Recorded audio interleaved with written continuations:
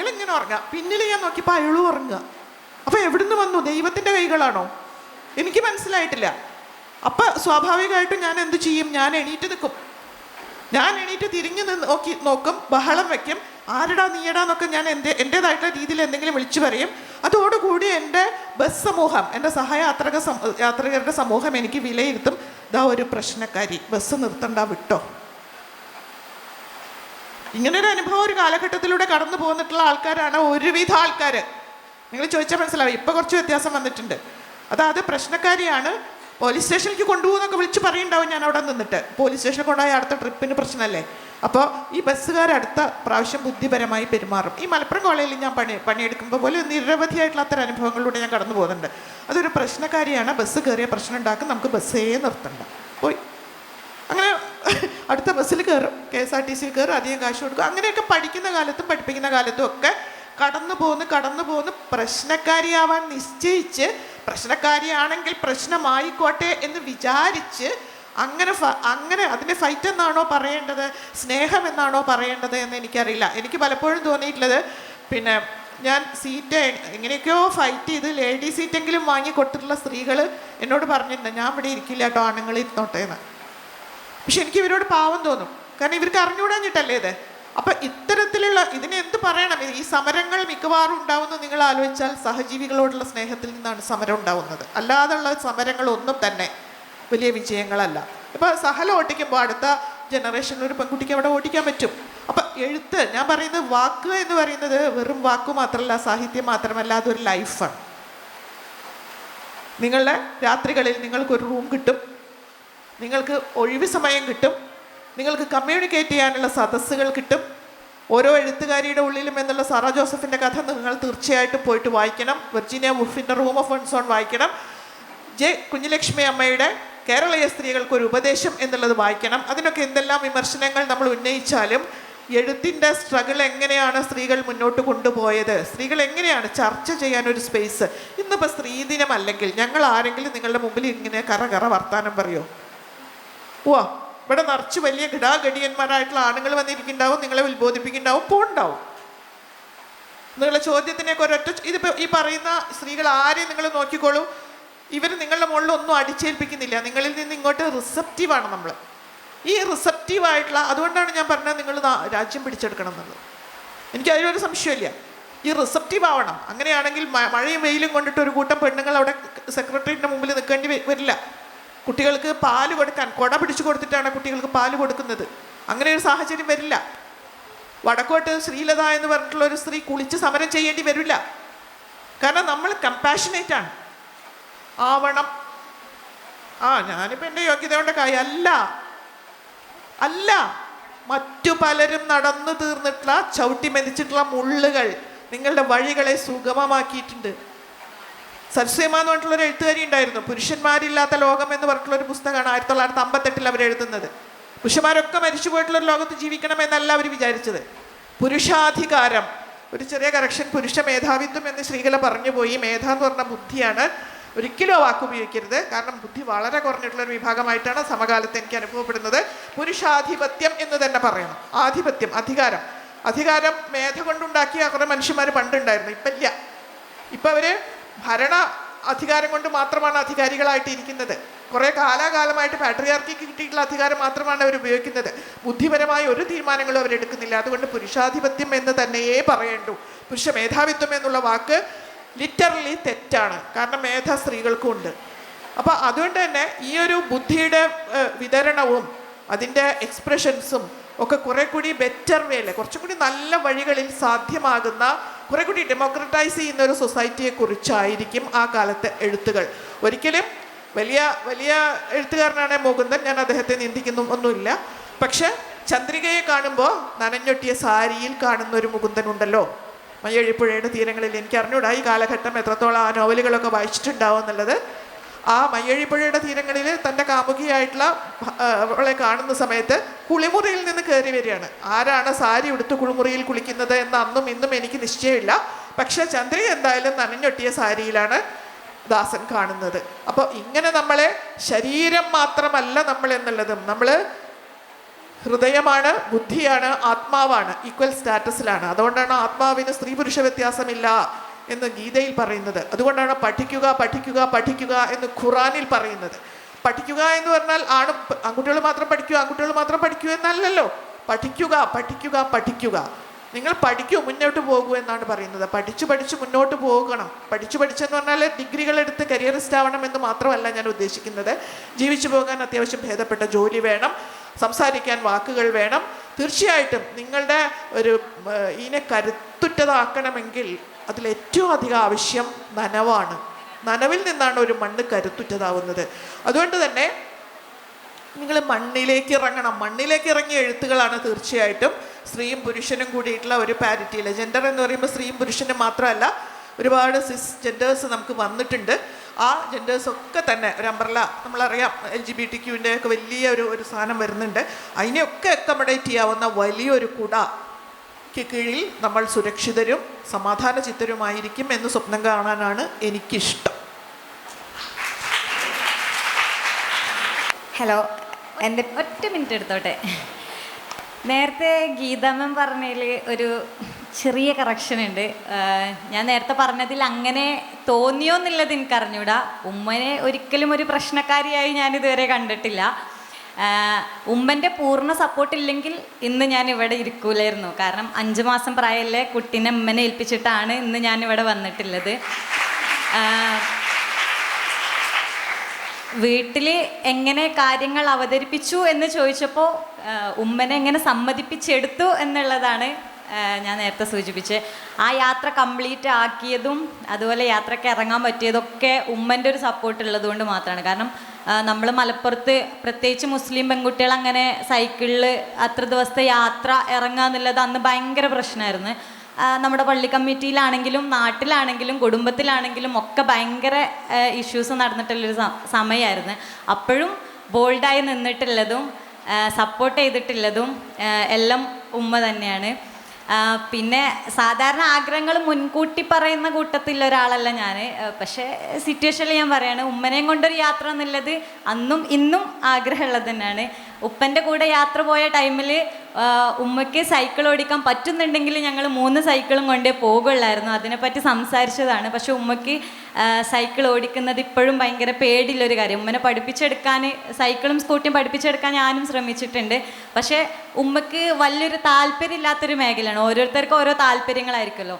അപ്പം ഉമ്മനെ കൊണ്ട് ചെറിയ യാത്രകൾ പോകാറുണ്ട്. ഉമ്മനെയും കൊണ്ട് വലിയൊരു യാത്ര ഇൻഷാ അല്ലാ ആഗ്രഹമുണ്ട്. അന്നുണ്ട് ഇന്നുണ്ട്. അത് എങ്ങനെയായിരിക്കും എന്നുള്ളത് അല്ല, ഉമ്മനെയും കൊണ്ട് ഇൻഷാ അല്ലാ വൈകാണ്ട് ഇറങ്ങുന്നുണ്ട്. എൻ്റെ ക്വസ്റ്റ്യൻ സെഹലത്തിനോട് തന്നെയാണ്. എൻ്റെ പേര് ലിയാന. ഞാൻ 6th BA ഇംഗ്ലീഷ് ലിറ്ററേച്ചർ സ്റ്റുഡൻ്റാണ്. നിങ്ങൾ വ്ലോഗിലും വീഡിയോസിലൊക്കെ അഭിസംബോധന ചെയ്യുന്ന പോലെ പരപ്പൻ തന്നെ വിളിച്ചിട്ട് തുടങ്ങട്ടെ. കോവിഡ് സമയത്ത്, അതായത് PG സ്റ്റുഡൻ്റ് ആയിരിക്കുമ്പോൾ, ഒരു 23 വയസ്സ് 24 വയസ്സിൽ നിങ്ങൾ യാത്ര ചെയ്യുമ്പോൾ വലിയ ഭാരിച്ച ഉത്തരവാദിത്തങ്ങളില്ല, ചുമതലകളില്ല. പക്ഷെ ഇപ്പോൾ ഇത്ര 5 വർഷത്തോളം പിന്നിടുമ്പോൾ, ഒരു ഭാര്യയായിരിക്കുമ്പോൾ, ഒരു ഉമ്മയായിരിക്കുമ്പോൾ, നമ്മൾ ജീവിക്കുന്നത് ഒരു പാട്രിയാർക്കൽ സൊസൈറ്റിയിൽ കൂടി ആയിരിക്കുമ്പോൾ, അന്ന് യാത്ര ചെയ്തതിൽ നിന്ന് ഇപ്പോൾ ചുമതലകളും ഉത്തരവാദിത്തങ്ങളും മാറുമ്പോൾ ഇനിയൊരു യാത്രയ്ക്ക് പുറപ്പെടുകയാണെങ്കിൽ അവിടെ ഉണ്ടാകുന്ന പുതിയ ബാരിയേഴ്സ്, അല്ലെങ്കിൽ ബാരിയേഴ്സിന് ചിലപ്പോൾ പറഞ്ഞ് തെറ്റായിരിക്കാം, പക്ഷേ പുതിയ ചുമതലകൾ അല്ലെങ്കിൽ പുതിയ ഉത്തരവാദിത്തങ്ങൾ എന്തൊക്കെയായിരിക്കും? എൻ്റെ 21ാമത്തെ വയസ്സിലേനു നമ്മൾ കാശ്മീരിലോട്ട്, ലഡാക്കിലോട്ട് ഇറങ്ങിയിട്ടുണ്ടായിരുന്നത്. ഇപ്പം 25 വയസ്സായി. അന്ന് കുട്ടി പറഞ്ഞ പോലെ തന്നെ കൂടുതൽ നമുക്ക് ചിന്തിക്കാനുള്ള, മീൻസ് ഉമ്മ ഉപ്പ വീട് പഠനം ആ ഒരു ഇതിനെക്കുറിച്ച് ഉണ്ടായിരുന്നുള്ളൂ. ഇപ്പോൾ പറഞ്ഞ പോലെ പാർട്ട്ണറുണ്ട്, പാർട്ട്ണറെ ഫാമിലി ഉണ്ട്, ചെറിയൊരു മോളുണ്ട്. ഒന്നും കൂടെ നമുക്ക് ചിന്തിക്കാൻ ഒന്നുകൂടെ നമ്മുടെ ഒരു ഏരിയ ഒന്നുകൂടെ വൈഡായിട്ടുണ്ട് എന്ന് പറയാം. പക്ഷേ ഞാൻ നേരത്തെ പറഞ്ഞ പോലെ തന്നെ ഞാനിപ്പം ഇപ്പോഴും നമ്മളെ നാട്ടിൽ ഉണ്ടല്ലേ, മീൻസ് കല്യാണം കഴിഞ്ഞിട്ട് പിന്നെ പഠിക്കാൻ പോവാത്ത കുട്ടികളുണ്ട്, കല്യാണം കഴിഞ്ഞിട്ട് ജോലിക്ക് പോകാത്തവരുണ്ട്, കല്യാണത്തിന് ശേഷം യാത്രകൾ പോകാത്തവരുണ്ട്, വീട്ടിൽ മാത്രമായി ഒതുങ്ങി തീരുന്ന ആളുകളുണ്ട്. ഇനി ഈവൻ ഞാൻ ആഫ്റ്റർ മാരേജാണ് ഞാൻ കൂടുതൽ നോർത്ത് ഈസ്റ്റൊക്കെ എക്സ്പ്ലോർ ചെയ്തിട്ടില്ലെന്ന് പറയാം പാർട്ട്ണറെ കൂടെ. ഞങ്ങൾ രണ്ടുപേരുമാണ് ഞാൻ ഏറ്റവും കൂടുതൽ യാത്ര ചെയ്തിട്ടുള്ളത് എൻ്റെ പാർട്ട്ണറെ കൂടെ ആയിരിക്കും. അപ്പം ഇപ്പോഴും ആൾ നല്ല സപ്പോർട്ടാണ്. ആളെ സപ്പോർട്ടും കൂടിയാണ് ഇപ്പം ഇവിടെ ഇരിക്കുന്നത്. അതുപോലെ തന്നെ ആഫ്റ്റർ ഡെലിവറി നമ്മുടെ നാട്ടിലൊക്കെ ഒരിതുണ്ട്, 90 കഴിഞ്ഞിട്ടേ വീട്ടിൽ നിന്ന് പുറത്തിറങ്ങാൻ പറ്റുള്ളൂ. റൂമിൽ നിന്ന് പോലെ പണ്ടത്തേന്ന് ഇപ്പോൾ കുറേ മാറ്റം വന്നിട്ടുണ്ട് കേട്ടോ. അപ്പം ഇമ്മമ്മയൊക്കെ പറയും, എത്തായി ഇങ്ങനെ റൂമിൽ നിന്ന് പുറത്തിറങ്ങണത്, പുറത്ത് മേശമ വന്നിട്ടാണോ തിന്നണത്, റൂമൊക്കേനു അന്നത്തെ കാലത്തൊക്കെ ഭക്ഷണം കൊടുക്കൽ, 90 കഴിയാണ്ട് റൂമിൽ നിന്ന് പുറത്തിറങ്ങരുത് എന്നില്ല, ഇങ്ങനെ കുറേ ഇത് കേട്ടിട്ടുണ്ട്. പക്ഷെ കല്യാണം കഴിഞ്ഞ് 3 ആഴ്ച ആയപ്പോക്കിന് ഞാനും പാർട്ട്ണറും കുട്ടിയും കൂടെ യാത്ര പോയിട്ടുണ്ട്. അത് ഇനിയിപ്പോൾ അതിനെ പറ്റിയ എന്താപ്പം അതിൻ്റെ ഫിസിക്കലി ബാക്കി കാര്യങ്ങളൊന്നും എനിക്കറിയില്ല. മെൻ്റലി ഞാനും പാർട്ട്ണറും സ്ട്രോങ് ആയിരുന്നു. കുട്ടീനെയും ശീലിപ്പിക്കുക എന്നുള്ള രീതിയിൽ ഞങ്ങൾ ഇറങ്ങിയിട്ടുണ്ട്. അപ്പം എൻ്റെ ഫാമിലിൻ്റെ പാർട്ട്ണറെ ഫാമിലിൻ്റെ സപ്പോർട്ട് എത്രത്തോളം ഉണ്ട് എന്ന് നമുക്ക് അത് ആലോചിച്ചാൽ തന്നെ അറിയാം. അൽഹംദുലില്ലാ ഇതുവരെ എങ്ങനെയാണ്, ഇനി അങ്ങോട്ടും അങ്ങനെ തന്നെ ആയിരിക്കട്ടെ. അപ്പോൾ ഇനിയിപ്പം ഇറങ്ങുമ്പം ഞാൻ പിന്നെ കല്യാണമാണെങ്കിലും കുട്ടി എന്നുള്ളതാണെങ്കിലും എൻ്റെയും കൂടെ ഒരാഗ്രഹമായിരുന്നു, എനിക്ക് എൻ്റെതെന്ന് പറയാൻ ഒരാൾ എനിക്ക് വേണമെന്നുള്ളത്. അതിപ്പം അതിന് ഇവിടെ മിസ്മാരൊക്കെ ഇരിക്കുമ്പോൾ എങ്ങനെ അതിനെപ്പറ്റി പറയാമെന്ന് എനിക്ക് അറിഞ്ഞൂടാ. എൻ്റെ ഭാഷ പറയുമ്പം എനിക്ക് എൻ്റെതായിട്ട് ഒരു മനുഷ്യന്, നമുക്ക് നമ്മുടെ ഇപ്പം ഈ മുന്നിരിക്കുന്ന കുട്ടിയൊക്കെ ആലോചിച്ചാൽ അറിയാം, പണ്ടൊക്കെ നമ്മളെ കൂടെ ഉണ്ടായിരുന്ന ഫ്രണ്ട്സൊക്കെ ഇപ്പം എണ്ണം കുറഞ്ഞിട്ടുണ്ടാവും അല്ലേ. പണ്ട് നമ്മൾ സ്കൂളിലൊക്കെ പഠിക്കുമ്പോൾ എനിക്ക് 10 ഫ്രണ്ട്സ് ഉണ്ട്, എനിക്ക് ഇത്ര ഫ്രണ്ട്സ് ഉണ്ട് എന്നൊക്കെ പറയുന്നു. പക്ഷെ ഇപ്പം നമുക്ക് വളരെ ചുരുക്കം സുഹൃത്തുക്കൾ മാത്രമേ നമ്മളെ ചുറ്റും ഉണ്ടാവുള്ളൂ. ഇനിയിപ്പോൾ ഈ കോളേജൊക്കെ കഴിഞ്ഞ് നോക്കണം, നമ്മുടെ ഓരോ സ്റ്റേജാണ്, നമുക്ക് നമ്മളത് എന്ന് പറയാൻ മനുഷ്യരുടെ എണ്ണം കുറഞ്ഞു വരും. അങ്ങനെ ഒരു സ്റ്റേജിലെത്തിയപ്പം എനിക്ക് എൻ്റെതായിട്ടുള്ള ഒരാൾ വേണമെന്നുള്ളൊരു ഇതിലാണ് നമ്മൾ ഒരു കുട്ടി എന്നുള്ളതിനെ കുറിച്ച് നമ്മൾ ചിന്തിച്ചിട്ടുള്ളത്. അപ്പം നമ്മളിനിപ്പോൾ ഒരു കാര്യം ചെയ്യുമ്പോൾ നമുക്ക് പറയാം, ഏതൊരു കൂടെ സിനിമയിൽ അങ്ങനെ പറഞ്ഞിട്ടുണ്ടല്ലോ, ഒരു കാര്യം നമുക്ക് 2 രീതി കാണാം. എങ്ങനെ, ഒന്ന് നമ്മൾ ആഗ്രഹിച്ച് ചെയ്യുന്നതും ഒന്ന് നമ്മളിൽ അടിച്ചേൽപ്പിച്ച് ചെയ്യുന്നതും രണ്ടാണ്. അപ്പം ഞാനിതുവരെ എൻ്റെ ഇതിലൊക്കെ എൻ്റെ മനസ്സോടെയാണ് ഞാൻ ഏതൊരു കാര്യവും ചെയ്യാൻ ശ്രമിച്ചിട്ടുള്ളത്.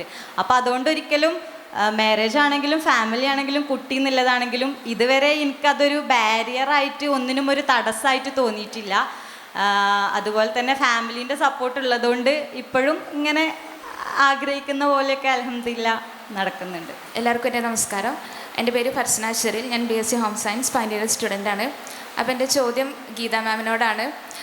മാം, നമുക്കറിയാം ഇപ്പോൾ നമ്മൾ കേൾക്കുന്ന ന്യൂസ് എന്ന് പറഞ്ഞാൽ നമുക്ക് മനസ്സിന് താങ്ങാൻ പറ്റാത്ത ന്യൂസാണ്. ആൻഡ് അപ്പാർട്ട് ഫ്രം ദാറ്റ് അതിൽ ഏജ് ഒരു മാറ്റർ അല്ല. ഇപ്പോൾ 15 വയസ്സ് മുതൽ അതിൽ കൂടുതലുള്ള എല്ലാവരും ഇപ്പോൾ ക്രിമിനൽ കേസിൽ പെടുന്നുണ്ട്. അപ്പോൾ എനിക്ക് ചോദിക്കാനുള്ളത്, മാമിൻ്റെ ഇപ്പോൾ ജീവിതാനുഭവങ്ങൾ ഒരുപാടുണ്ടാകും. അപ്പോൾ ഇനി അങ്ങോട്ട് ഇപ്പോൾ ഞാനൊരു കോട്ട് വായിച്ചിട്ടുണ്ടായിരുന്നു, വീടറിഞ്ഞ് വളർന്നവർ നാടറിഞ്ഞ് പെരുമാറും എന്നുള്ളത്. അപ്പോൾ അതിൽ ഇപ്പോൾ നമ്മളിപ്പോൾ ഒരു മാതാവും ഒരു കുട്ടിയും തമ്മിലുള്ള റിലേഷൻഷിപ്പ് ആണെങ്കിലും, അല്ലെങ്കിൽ ഒരു അച്ഛനും മകനും തമ്മിലുള്ള റിലേഷൻഷിപ്പ് ആണെങ്കിലും, ഇനി പാരൻറ്റിങ്ങിൽ എന്തൊക്കെ കാര്യങ്ങളാണ് ഉൾക്കൊള്ളേണ്ടത് എന്നുള്ളത് മാമിൻ്റെ ഒരു അനുഭവത്തിൽ നിന്ന് മാമിന് എന്താ പറയാനുള്ളത്? ഏതായാലും ആ ചോദ്യം ചോദിച്ചത് നന്നായി. എനിക്ക് ഇവിടുത്തെ ആദ്യത്തെ രീതിയിൽ ഇവിടുത്തെ മാനേജറോടും പ്രിൻസിപ്പളോടും ഒക്കെ എനിക്കൊരു ചെറിയ റിക്വസ്റ്റ് വെക്കാനുണ്ട്. ഇപ്പോൾ കോവിഡിനേക്കാൾ വേഗത്തിൽ പ്രചരിച്ചുകൊണ്ടിരിക്കുന്ന ഡ്രഗ് അഡിക്ഷനെതിരായിട്ട് സർക്കാർ നേരിട്ട് അതിൻ്റെ ഫോഴ്സിനെ ഇറക്കണം എന്നുള്ളൊരു റിക്വസ്റ്റ് കൊടുക്കണം എന്നുള്ളതാണ്, സംഘടിതമായിട്ട് കൊടുക്കണം എന്നുള്ളതാണ് എനിക്കതിൽ പറയാനുള്ളത്. അതിലൊരു പക്ഷേ ബലത്തിൻ്റെ അംശങ്ങളുണ്ടാവാം, അധികാരത്തിൻ്റെ അംശങ്ങളുണ്ടാവാം. കാരണം അത് ആ ബലത്തിൻ്റെ അംശവും അധികാരത്തിൻ്റെ അംശവും ഒക്കെ ആവശ്യപ്പെടേണ്ടി വരുന്നത് ഒരു പ്രത്യേകതരം നിസ്സഹായതയിൽ നിന്നുകൂടിയാണ് ജനതയുടെ. കാരണം ഇനി വരാൻ പോകുന്ന കുട്ടികൾ എല്ലാം മോശമാണെന്നുള്ള അർത്ഥത്തിലല്ലോ, ഒരിക്കലും തെറ്റിദ്ധരിക്കരുത് കേട്ടോ. ഞാൻ അങ്ങനെ പറയാൻ ആഗ്രഹിക്കുന്നില്ല. കാരണം ഞാൻ പെറ്റുണ്ടാക്കിയ മക്കളാണ്. ഇവരൊക്കെ മോശമാണെന്ന് ഞാൻ പറയുമോ? ഒരിക്കലും പറയൂല. നിങ്ങളൊക്കെ ഞാൻ പെറ്റുണ്ടാക്കിയ മക്കളായിട്ടാണ് ഞാൻ വിചാരിക്കുന്നത്. അപ്പോൾ ഒന്നും മോശമായിട്ടല്ല, പക്ഷേ പുറത്തുള്ള സാഹചര്യങ്ങൾ, പുറത്തുള്ള ഏജൻസ് അത്രയും റിസ്ക് ഉള്ള ഏജൻസും ഒക്കെയാണ്. അപ്പം അതുകൊണ്ട് ഇപ്പോൾ ഒരു പക്ഷേ എനിക്ക് എൻ്റെ മകളെ അല്ലെങ്കിൽ എൻ്റെ മകനെ കമ്മ്യൂണിക്കേറ്റ് ചെയ്തതുപോലെ വളർത്തിയതുപോലെ എൻ്റെ മകനോ മകൾക്കോ അവരുടെ കുട്ടികളോട് ബിഹേവ് ചെയ്യാനോ വളർത്താനോ പറ്റില്ലായിരിക്കാം ഇനിയുള്ള കാലത്ത് എന്നെനിക്ക് തോന്നുന്നു. അല്ലാതെ വേറെ ഓപ്ഷൻസ് ഉണ്ടെങ്കിൽ നിങ്ങൾ സജസ്റ്റ് ചെയ്താൽ. കാരണം എങ്ങനെ പറഞ്ഞാലാണ് നിങ്ങൾക്ക് ഞങ്ങളുടെ സ്നേഹം അനുഭവപ്പെടുക, എങ്ങനെ പറഞ്ഞാലാണ് നിങ്ങൾ നല്ല വഴിയിലേക്ക് വരിക എന്ന് നിങ്ങൾ കൂടി പറഞ്ഞു തന്നാൽ ഓക്കെ, ഞാൻ സമ്മതിക്കും. കാരണം എനിക്കത് ആവശ്യമുണ്ട്. ഇപ്പോൾ അത്രയും മോശമായിട്ടുള്ള വാർത്തകളാണ് കുട്ടി പറഞ്ഞതുപോലെ കേൾക്കുന്നത്. ചെറിയ പ്രായത്തിലുള്ള ഒരു കുട്ടി അവൻ്റെ അച്ഛനെ കൊല്ലുന്നു, കൂടെ പഠിക്കുന്നവനെ കൊല്ലുന്നു. എന്നിട്ട് ഹോൾ സിസ്റ്റം കൊന്നിട്ടുള്ള ആൾക്കാരെ പരീക്ഷ എഴുതിക്കാൻ വേണ്ടി ക്യൂ നിൽക്കുന്നു, അടി ഉണ്ടാക്കുന്നു, സമരം ചെയ്യുന്നു. ഇങ്ങനെയൊരു law and order completely broken ആയിട്ടുള്ള ഒരു സാഹചര്യത്തിൽ രക്ഷിതാക്കൾ എന്നുള്ള രീതിയിൽ ഭയങ്കര നിസ്സഹായമാണ് എന്നാണ് എനിക്ക് തോന്നിയത്. അതിലൊരു സ്ത്രീ മറ്റൊരു ടീച്ചറും ഒരു അമ്മയുമായിട്ടുള്ള ഒരു സ്ത്രീ ഭയങ്കരമായിട്ട് ഷൗട്ട് ചെയ്തിട്ട് മീഡിയയുടെ മുമ്പിൽ വന്ന് സംസാരിച്ച് ഞാൻ ശ്രദ്ധിച്ചിരുന്നു. എൻ്റെ കുട്ടികളാണ്, ഞാൻ സമ്മതിക്കില്ല, നിങ്ങൾ എന്ത് വേണിച്ചു ചെയ്തോ, ഞാൻ സമരം ചെയ്യാനായിട്ട് തന്നെ വന്നതാണ്. അതായത് ആ കുട്ടികൾ പരീക്ഷ എഴുതണ്ട എന്നുള്ളതോ മനുഷ്യത്വപരമല്ലാത്തതോ ആയിട്ടുള്ള ഒരു ചിന്തയുടെ ഭാഗമല്ലാതെ, മറിച്ച് ഇപ്പം തന്നെ പരീക്ഷ എഴുതണോ, 1-2 കൊല്ലം കഴിഞ്ഞിട്ട് അവർ വേണമെങ്കിൽ പരീക്ഷ എഴുതട്ടെ. ഒരു നോമിനൽ ശിക്ഷ കൊടുക്കുന്ന ഒരു സാഹചര്യം ഒരു സ്റ്റേറ്റിന് കൊണ്ടുവരാൻ പറ്റിയിട്ടില്ലെങ്കിൽ എങ്ങനെയാണ് സാധാരണ പൗരജീവിതം ഇവിടെ മുന്നോട്ട് പോവുക? സാധാരണ ജനതയ്ക്ക് എങ്ങനെയാണ് മുന്നോട്ട് പോകാൻ പറ്റുക? ഇപ്പോൾ law and order completely failed ആയിട്ടുള്ള ഒരു സാഹചര്യത്തിൽ എങ്ങനെയാണ് രക്ഷകർത്താക്കൾക്ക് അവരുടേതായിട്ടുള്ള സംഗതികളെ കുട്ടികളുടെ മുകളിൽ പറയാൻ പറ്റുക? എങ്ങനെയാ? എനിക്ക് എൻ്റെ മകളോട് പറയാൻ പറ്റുമോ, നിങ്ങൾ പോയിക്കോളൂ, രാത്രി വെനച്ചപ്പോയിക്കോളൂ? ഞാൻ പറയാറുണ്ട് കേട്ടോ, കുട്ടി പോവാറുണ്ട്, അത് വേറൊരു വിഷയം. ഞാൻ പറയുന്നത് ഈ ഒരു പാരൻ്റ് എന്നുള്ള രീതിയിൽ ഇപ്പോൾ വരുന്ന ഓരോരുത്തർക്കും വരുന്ന സംശയങ്ങളാണ് ഞാൻ പറയുന്നത്, സങ്കോചങ്ങളെ കുറിച്ചാണ് ഞാൻ പറയുന്നത്. പൊയ്ക്കോളൂ, എന്ത് വേണമെങ്കിൽ ചെയ്തോളൂ, ആ കുട്ടികളോട് ചോദിച്ചോളൂ, അല്ല ആ കുട്ടികളോട് തല്ലിക്കോളൂ, അല്ല മകനോട് ഞാൻ പറയുകയാണ് നീ പൊയ്ക്കോളൂ. അപ്പം ഞാനൊരു ചെറിയ ഇൻസിഡൻറ്റ് കൂടി നിങ്ങളുടെ ഒരു അറിവിലേക്കായിട്ട് പറയുകയാണ്. ഒരു ചെറിയ സംഭവമാണ്. കാരണം ആളുടെ പേര് എനിക്കറിയാം, ആളെ അറിയാം, പക്ഷെ ഞാൻ ആളുടെ പേര് ഇവിടെ റെഫർ ചെയ്യുന്നില്ല. എറണാകുളത്ത് ഒരാൾ ഈ കടലയൊക്കെ കായലിൻ്റെ തീരത്ത് വിറ്റ് ജീവിക്കുന്ന ഒരാളുണ്ട്. കടലയൊക്കെ പാക്കറ്റിലാക്കിയിട്ട് കായലിലും പിന്നെ നിങ്ങൾ ഇവിടെയൊക്കെ പോവില്ലേ, കടൽക്കരയിലൊക്കെ പോകുമ്പോൾ കുറച്ച് പൊരി കടലൊക്കെ വിറ്റിട്ട് നമ്മൾ വാങ്ങിക്കഴിക്കാറില്ലേ, അങ്ങനെ വിറ്റ് ജീവിക്കുന്ന ഒരാളുണ്ട്. അയാളുടെ ഭാര്യ കൂടെ വരും, അയാൾ ബ്ലൈൻഡാണ്. അപ്പോൾ അയാൾക്ക് ആകെയുള്ളതൊരു മകനാണ്. കായലിൻ്റെ തീരത്ത് 3 സെൻറ്റ് സ്ഥലമാണ് അയാൾക്കുള്ളത്. അപ്പോൾ അയാളത് മകന് വേണ്ടി പ്രിസർവ് ചെയ്ത് വെച്ചിരിക്കുക. അവരിങ്ങനെ കഷ്ടപ്പെട്ട് ജീവിക്കും, മകനെ ഇതാക്കും ഒക്കെ ചെയ്യും. അപ്പോൾ ഈ 3 സെൻറ്റ് സ്ഥലം കിട്ടിക്കഴിഞ്ഞാൽ അവിടെ വലിയൊരു ടൂറിസം പദ്ധതിക്ക് മെച്ചമാണ്.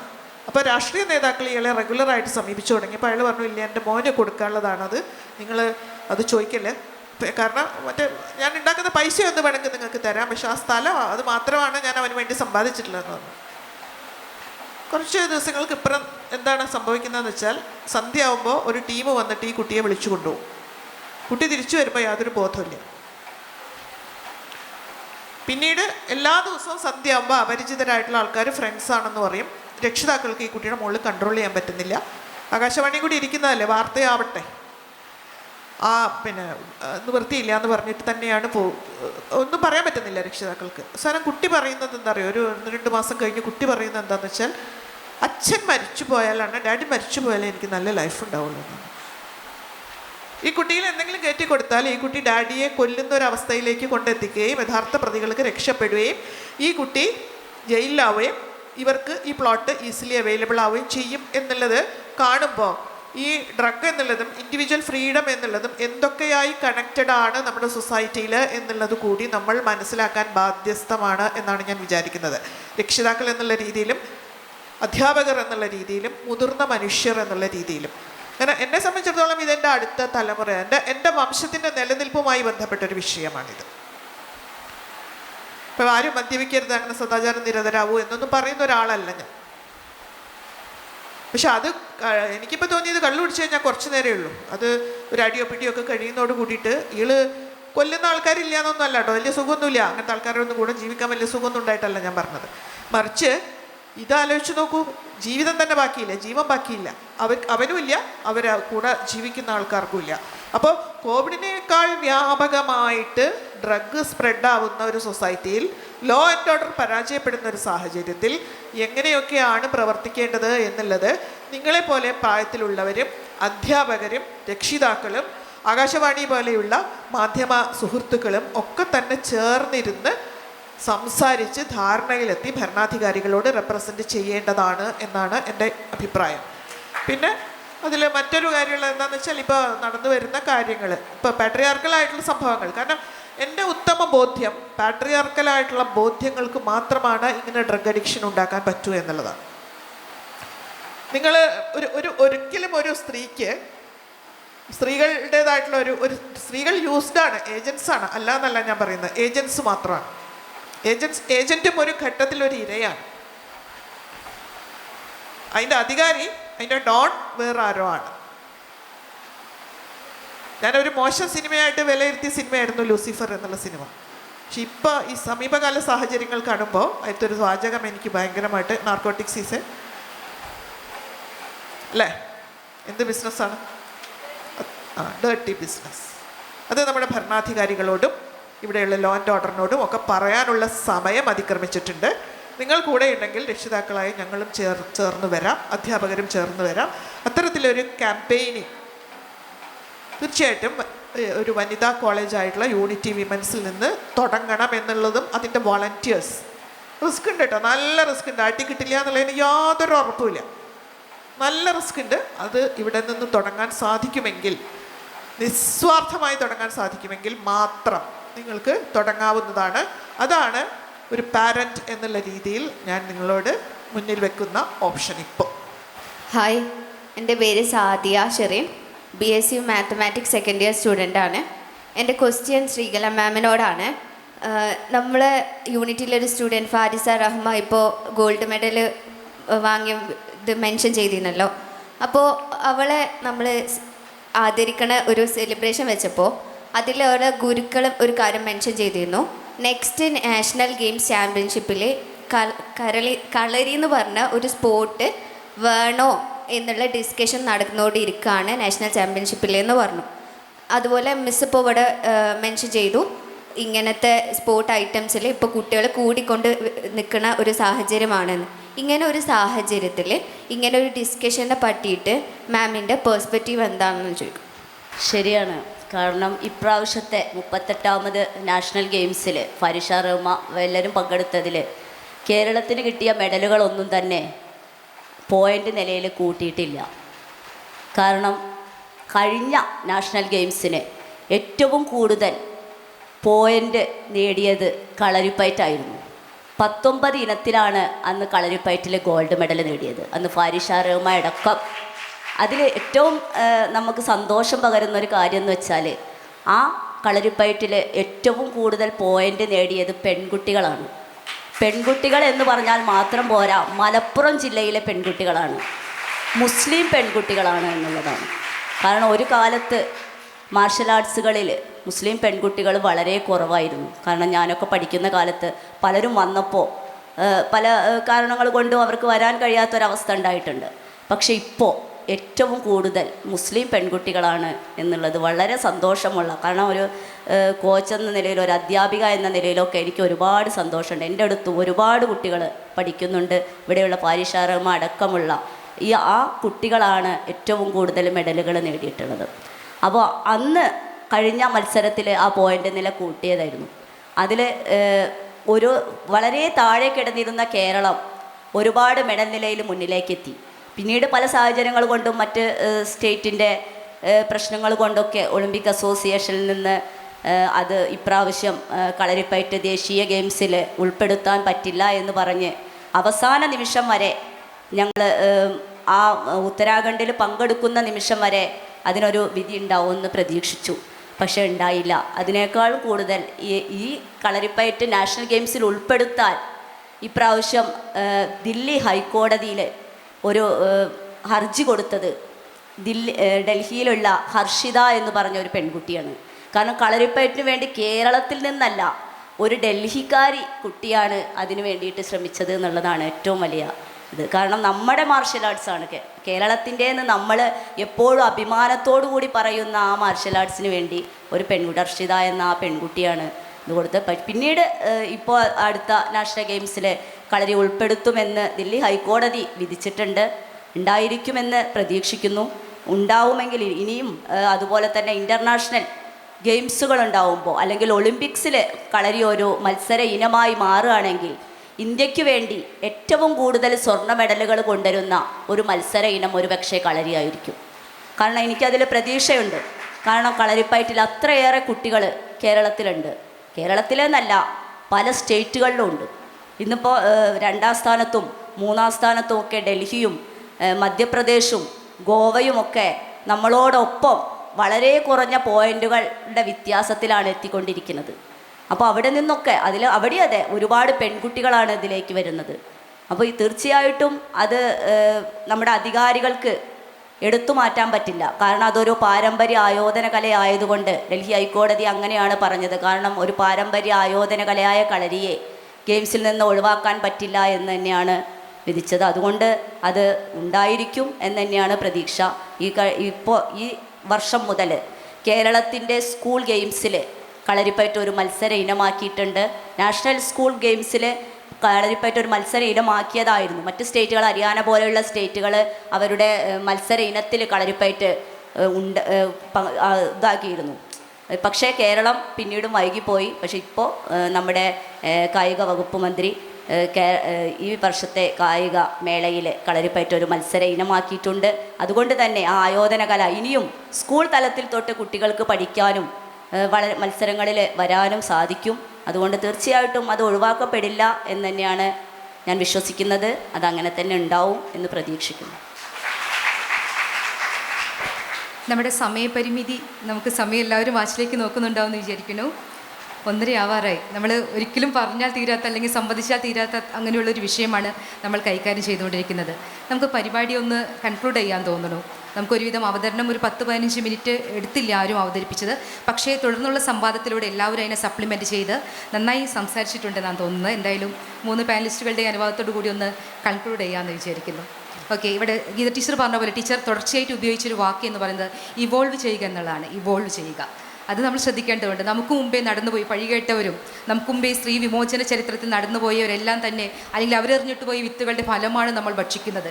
അല്ലെങ്കിൽ അവർ തന്ന നട്ടു വളർത്തിയ മരങ്ങളുടെ തണലും ചൂടുമേറ്റാണ് നമ്മൾ മുന്നോട്ട് പോകുന്നത്. തീർച്ചയായും നമ്മുടെ മുന്നോട്ട് പോക്കിൽ നമ്മൾ ആ ചരിത്രത്തെ ഓർക്കണം. എപ്പോഴും പറയുമ്പോൾ ഹിസ്റ്ററിയാണുള്ളത്, ഹെയർ സ്റ്റോറി അല്ല. അവൻ്റെ ചരിത്രമാണ് നമ്മൾ എപ്പോഴും ചരിത്രങ്ങളിൽ വായിക്കുന്നത്. അത് തിരുത്തി കുറിക്കാൻ എല്ലാവരും കഴിയട്ടെ എന്ന് തന്നെയാണ് ടീച്ചറുടെ വാക്കുകളിൽ നിന്ന് നമുക്ക് മനസ്സിലായിട്ടുള്ള. ഒപ്പം സഹലയുടെ വാക്കുകൾ കേട്ടിരിക്കാൻ നല്ല രസമുണ്ട്. പക്ഷെ സഹല കടന്നു വന്ന വഴികളൊന്നും അത്ര രസമുള്ളതല്ല എന്ന് നമ്മുടെ ജീവിതത്തിലേക്ക് ഇറങ്ങുമ്പോൾ നമുക്ക് മനസ്സിലാകും. അപ്പോൾ സഹലയുടെ നയം എന്ന് പറയും ചൂലാണ് എടുക്കേണ്ടത്, ഇനി സോപ്പ് പൊടിയാണ് എടുക്കേണ്ടത്, അതുപോലെ ശ്രീകല ഗുരുക്കൾ പറഞ്ഞ പോലെ ഉറുമിയാണോ വീശേണ്ടത് എന്നുള്ളതെങ്കിൽ എന്താണ് നിങ്ങളുടെ മുന്നോട്ട് പോക്കിന് നിങ്ങൾക്ക് സഹായകമായതെന്നുള്ള നയങ്ങൾ തീർച്ചയായും നിങ്ങൾ എടുക്കേണ്ടതുണ്ട്. അപ്പോൾ നമുക്ക് കൺക്ലൂഡ് ചെയ്യാം. നമ്മുടെ ഈ സെഷൻ ഇവിടെ തീരാണ്. പണ്ട് മുല്ലനേഴി മാഷ് പറഞ്ഞൊരു വരിയുണ്ട്, പാടി നടന്ന വരികൾ ഇവിടെ ഇരിക്കുന്ന യൂത്തിന് അറിയുന്നുണ്ടാവില്ല, മുതിർന്ന ടീച്ചർക്ക് അറിയാം, ഇവിടെ കൃഷ്ണകുമാർ സാറിനൊക്കെ അറിയായിരിക്കും. സാക്ഷരതാ കാലത്ത് പാടി നടന്ന ചില വരികളാണ്.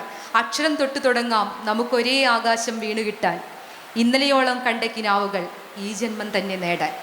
തീർച്ചയായും ഈ തുല്യതാ വർത്തമാനങ്ങളൊക്കെ തന്നെ നമ്മുടെ ഈ കൂടിയിരിപ്പുകളൊക്കെ തന്നെ ഒരു സാക്ഷരതാ പ്രവർത്തനം പോലെ തന്നെയാണ്, ഒരു ലിറ്ററസി പ്രോഗ്രാമാണ്. കാരണം വ്യക്തി എന്ന നിലയിൽ നമുക്ക് കൂടുതൽ മെച്ചപ്പെടാൻ, വ്യക്തി എന്ന നിലയിൽ മാത്രമല്ല, കാരണം നമ്മളൊക്കെ ഒരു സാമൂഹിക ജീവിയാണ്. നമുക്ക് മറ്റുള്ളവർ ആ രീതിയിൽ കൂടി നമ്മൾ വ്യക്തിപരമായും നാടിനും വീടിനും ഒക്കെ നമുക്ക് മുന്നോട്ട് പോകുന്ന രീതിയിൽ തന്നെ നമുക്ക് വിജയിക്കണമെങ്കിൽ, ഡിസിഷൻ എടുക്കണമെങ്കിൽ, പ്രാക്ടിക്കൽ ഡിസിഷൻ മാത്രമല്ല, ടീച്ചർ പറഞ്ഞു അധികാരപരമായിട്ടുള്ള തീരുമാനം എടുക്കുന്നിടത്ത് സ്ട്രാറ്റജിക് ഡിസിഷൻ എടുക്കേണ്ട ഇടങ്ങളിലൊക്കെ നമുക്ക് ആത്മവിശ്വാസപ്പെടണമെങ്കിലൊക്കെ തന്നെ നമ്മൾ ഇത്തരത്തിലുള്ള സാക്ഷരതാ പ്രവർത്തനങ്ങളിലൂടെ നമ്മൾ കടന്നു പോകേണ്ടതുണ്ട്. അത് ആദ്യം പൂദ്യം തുടങ്ങണമെങ്കിൽ അങ്ങനെ അല്ല, നമ്മൾ എവിടെയെങ്കിലും തടഞ്ഞു നിൽക്കുകയാണെങ്കിൽ അതിനെ മറികടന്നുകൊണ്ടൊക്കെ മുന്നോട്ട് പോകാൻ നമുക്ക് കഴിയേണ്ടതുണ്ട്. ഈ പ്രാവശ്യത്തെ നമ്മുടെ IWD തീം, ക്യാമ്പയിൻ ടീം എന്ന് പറയുന്നത് തന്നെ എല്ലാവരും ഇവിടെ പരാമർശിച്ചു പോയി. ആക്സലറേറ്റ് ആക്ഷൻ എന്ന് പറയുമ്പോൾ ഊർജ്ജസ്വലമായി മുന്നോട്ട് പോവുക എന്ന് തന്നെയാണ് അർത്ഥം. നമ്മളിവിടെ അവതരിപ്പിച്ച ഈ 3 അവതരണങ്ങളെല്ലാം തന്നെ അത്തരമൊരു ആശയത്തെ അർത്ഥവത്താക്കുന്ന രീതിയിൽ തന്നെ നമ്മൾ ഏവരെയും മുന്നോട്ട് നയിച്ചിട്ടുണ്ട് എന്ന് തന്നെയാണ് പ്രതീക്ഷിക്കുന്നത്. ഈ ഒരു 3 പാനലിസ്റ്റുകൾക്കും ഔപചാരികമായൊരു നന്ദി പ്രകാശിപ്പിക്കുകയാണ്. പാനലിസ്റ്റുകളായി എത്തിയ doctor P. Geetha, Sahala Parappan, TV Sreekala Gurukkal, എല്ലാവർക്കും പെൺമയുടെ ഈ പ്രൗഢമായ വേദിയിൽ നിന്നുകൊണ്ട് ആകാശവാണിക്ക് വേണ്ടിയും യൂണിറ്റി കോളേജിന് വേണ്ടിയും ഒരിക്കൽ കൂടി അഭിവാദ്യങ്ങൾ അർപ്പിക്കുന്നു. നന്ദി, നമസ്കാരം. മാം, ഒരു ചെറിയൊരു ക്വസ്റ്റ്യൻ ചോദിക്കാനുണ്ട്. Just 1 minute. ശരിക്കും എൻ്റെ ക്വസ്റ്റ്യൻ എന്ന് പറയുന്നത് ഈ ഒരു വനിതാ ദിനത്തോടനുബന്ധിച്ചുള്ളൊരു ക്വസ്റ്റ്യൻ അല്ല. നമ്മൾ ഈ പ്രോഗ്രാമിൽ എന്തുകൊണ്ട് ചോദിച്ചൂടാന്നുള്ളൊരു ഇത് ഞാൻ ചോദിച്ചിട്ടില്ലെങ്കിൽ ശരിക്കും പറഞ്ഞാൽ എനിക്കും ഞങ്ങളിവിടെ ഈ ഒരു ക്വസ്റ്റ്യൻ ഡിസ്കസ് ചെയ്ത ആൾക്കാർക്കും ഭയങ്കര കുറ്റബോധം തോന്നും. അതുകൊണ്ട് ചോദിക്കുകയാണ്. നമ്മളിപ്പോൾ നമ്മുടെ ഈ കൊച്ചു കേരളത്തിൽ ഈ ഒരു 2025 തുടങ്ങിയ മുതൽ ഇന്ന് വരെ നമ്മൾ കേട്ടുകൊണ്ടിരിക്കുന്നത് ഓരോ ആക്രമണങ്ങളാണ്. ഇപ്പോൾ ഷഹബാസ്, ഇതിനു മുന്നേ ഒരുപാട് മരണങ്ങൾ. ഒരമ്മയെ മകൻ വെട്ടിക്കൊന്നത് അവനെ ജനിപ്പിച്ചു എന്നുള്ളത് കൊണ്ടാണ്, അവന് ജന്മം നൽകി എന്നുള്ളത് കൊണ്ടാണ്. ഇന്നലെ ഷഹബാസിനെ കൊന്നത് എന്തോ അവിടെ ഒരു കാര്യം അവർ പറയുന്നില്ല ശരിക്കൊരു ഇത്. പക്ഷെ അവനെ കൊല്ലുന്നുള്ള ഒരു വോയിസ് ക്ലിപ്പ് വരെ കിട്ടിയിട്ട് നമ്മുടെ നിയമം അവരെ സംരക്ഷിച്ചു എന്നുള്ളതാണ്. ഈ നിയമം എന്നോ മാറ്റേണ്ടതല്ലേ? 10ാം ക്ലാസ് പഠിക്കുന്ന വിദ്യാർത്ഥികൾക്ക് വരെ നമ്മുടെ നിയമം അവർക്ക് അവരെ സംരക്ഷിക്കുന്ന അവർക്ക് ഉറപ്പാണ്. ഈ നിയമം മാറ്റാണ്ട് നമ്മുടെ ഈ കേരളത്തിലുള്ള ആക്രമണങ്ങളൊന്നും മാറ്റാൻ പറ്റില്ല. അപ്പോൾ ഈയൊരു വനിതാ ദിനാഘോഷത്തിൻ്റെ ഈ ഒരു പ്രോഗ്രാമിൽ ഞാൻ ചോദിക്കുകയാണ്, ഇങ്ങനെ ഒരു നമ്മുടെ നിയമത്തോട് അല്ലെങ്കിൽ നമ്മുടെ നിയമം മാറ്റേണ്ട സമയം വളരെ അതിക്രമിച്ച് കഴിഞ്ഞിട്ടുണ്ട്. അപ്പോൾ ഈ ഒരു നിയമം മാറ്റേണ്ടതും പിന്നെ അതുപോലെ തന്നെ ഒരുപാട് മരണങ്ങൾ സംഭവിക്കുന്നു. ഇനിയും അത് തടഞ്ഞില്ലെങ്കിൽ നമുക്ക് ഒരുപാട് അനിയന്മാരും അനിയത്തിമാരും നഷ്ടപ്പെടും, നമ്മുടെ ഉമ്മമാർ നഷ്ടപ്പെടും, ഒരുപാട് സഹോദരങ്ങൾ നഷ്ടപ്പെടും. അതിനു വേണ്ടിയിട്ട് നമുക്ക് ഈ ഒരു ആകാശവാണി സംപ്രേഷണത്തിൽ എന്തൊക്കെ ചെയ്യാൻ പറ്റും, അല്ലെങ്കിൽ നമ്മുടെ നിയമത്തോട് അല്ലെങ്കിൽ നമ്മുടെ ഗവൺമെൻറ്റിനോട് നമുക്ക് എന്താണ് ചോദിക്കാൻ, എന്താണ് അവർ മാറ്റേണ്ട കാര്യങ്ങൾ മാറ്റുക തന്നെ വേണമെന്ന് ഉറച്ച ശബ്ദത്തോടു കൂടെ നമ്മളെല്ലാവരും പറയണം. അതിനു വേണ്ടിയിട്ട് ഇങ്ങനെ ഒരു പാനൽ ഡിസ്കഷൻ നടത്തണം എന്ന് ഓരോ കോളേജുകളിലും. ഇപ്പോൾ ബോധവൽക്കരണ ക്ലാസ്സുകൾ മാത്രം നടത്തിയത് കൊണ്ട് ഒരു കാര്യമില്ല. അത് ആ ബോധവൽക്കരണ ക്ലാസ്സുകൾ കഴിഞ്ഞാൽ അത് കഴിഞ്ഞു. ചില കുട്ടികളിൽ മാത്രമേ അതൊരു സ്പാർക്കായിട്ട് നിലകൊള്ളുള്ളൂ. പക്ഷെ നമ്മൾ ഇതിനെതിരെ പ്രവർത്തിക്കണം. ഒരു ഡിസ്കഷൻ മാത്രമല്ല, ഇതിനെ മുന്നോട്ട് നല്ലൊരു പ്രവർത്തനം അല്ലെങ്കിൽ ഒരു പ്രതിഷേധം രൂപത്തിൽ നമ്മുടെ നിയമത്തെ മാറ്റിയെടുക്കാൻ വേണ്ടിയിട്ട് എന്തെങ്കിലുമൊക്കെ ചെയ്യണം എന്നുള്ള ഒരു റിക്വസ്റ്റാണ് ഞാൻ ഈ ഒരു ക്വസ്റ്റ്യനിലൂടെ പറയുന്നത്. Thank you. മറുപടിയല്ല, യൂണിറ്റി വിമൻസ് കോളേജിലെ ഫയർ ഇപ്പോഴും ഉണ്ട് എന്ന് പറഞ്ഞതിൽ ഭയങ്കര സന്തോഷം. അത് ഒരു ആക്ഷൻ പ്ലാനിലേക്ക് അല്ലേ, ആക്സിലറേറ്റ് ആക്ഷൻ എന്ന് പറയുന്ന സമയത്ത് തീർച്ചയായിട്ടും ഒരു കാര്യം ചെയ്യാൻ പറ്റും. ക്യാമ്പയിനിങ്, അതുകൊണ്ടാണ് ഞാൻ പറഞ്ഞത് squad wise campaigning, squad wise volunteering ഒക്കെ ഇവിടുന്ന് സ്റ്റാർട്ട് ചെയ്യാൻ പറ്റുമോ? നിങ്ങൾ ചരിത്രം മാറ്റി എഴുതും.